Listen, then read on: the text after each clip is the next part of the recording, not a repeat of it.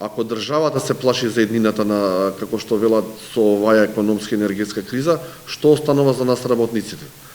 Апелирам да не дојде до социјални немери, да го решиме ова на економски социјален совет, пак ли ќе се заглавиме како што беше сетот мерки по 14.500 денара во ковид пандемијата.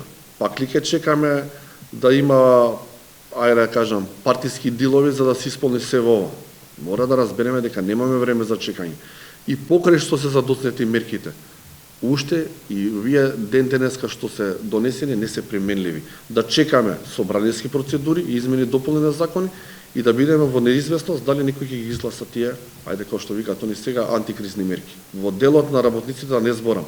Како може сега да субвенционираме од 3.500 денара, а предлогот на Сојуз на синдикатите на Македонија, каде што баравме од 1.5 и бевме договорени начално од 1.7 по 2.800 денара, беше неприфатлив, бидејќи немало методологија. А сега каква методологија имаме?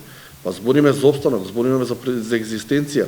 Значи, оно што го зборевме во минатото беше конкретна мерка за помош на работниците.